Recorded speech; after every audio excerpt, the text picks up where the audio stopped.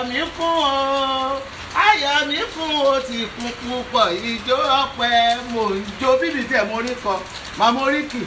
mò ń jó ọpẹ́ pé o tún lé ọdún kan lénìí Fáúsátù mi Àdùnní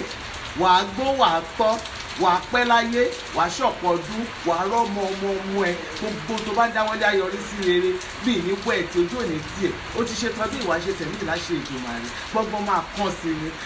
ìjọ ọpẹ́ orí ọyá ìjọ ọpẹ́ ẹ̀dà ìjọ ọpẹ́ ẹ̀rì ìjọ ọpẹ́ ẹ̀dà ìwà àtọmọ ọmọ ẹ ẹjọ́ ń ṣe àbẹ́dì èmi òun náà á pọ́dún kan lójú ẹ̀mí ẹ̀ fáì tájọ máa ṣe pọ̀ tá máa kú mọ̀ Àdùnní mi long life and prosperity. Ayọ̀ ọmọ ewé bí yóò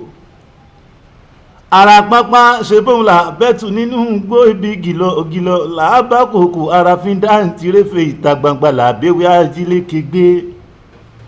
òjòjò níṣòwò kówó mọ̀lẹ́ ìnájà kòkò lára ọ̀tá lé orí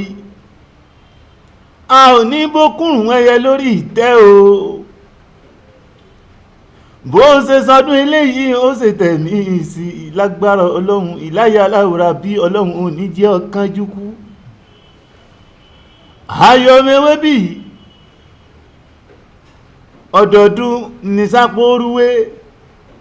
ọdọọdún lẹ̀wá wá ọdún nídé kámọ́sẹ̀ rọ́mọbì lórí àtẹ ọdọọdún nìkan ọmọ ọbẹ̀ ọmọ tó bí ò ní kú ọkọ tó fẹ́ ò ní kú ìwọ náà mọ̀mọ̀ ní kú dákun mọ́ sàmì àṣẹ ìràwọ̀ rẹ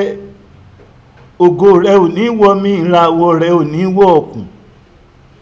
gbogbo ohun tó fẹ́ ìláyà láwùrán bí Olódùmarè ọba akúkú ṣe fún ẹ èyí tó fẹ́ ìyọ́mọ̀ wọnú gbólọ réréré ayọ̀mẹ̀wé bí yóò lọ́lá aláwòrán bí bó ṣe sọdún eléyìí ó tún ṣe tẹ̀mí sí lọ́lá ọlọ́run ọba èmi mọ́lẹ̀ màmá mi Ìbàdàn lé Olúyọ̀lé ọ̀ máa jẹ̀gbíjẹ̀ ìkara wọn máa fi kara wọn fọ́rí mu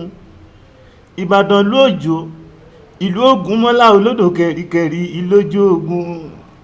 Ìbàdàn níbànísọ̀rẹ́ àìrànilọ sójú ogun ìjà àgbòrò níjà wọn Ìbàdàn wọn bá wá ń gbọ́ àlùfálà tí a kọ́lá wọlé ló ní kí mọ́ kí ọ ò ní pé bó ṣe sọdún eléyìí ó ṣe tẹ̀mí sí happy birthday mama o ayọ̀ ọmọ ewé bí long life and prosperity bẹ́ẹ̀ ṣe sọdún yìí ẹ máa ṣe mí o ẹ máa sọ ọ̀pọ̀lọpọ̀ ẹ o.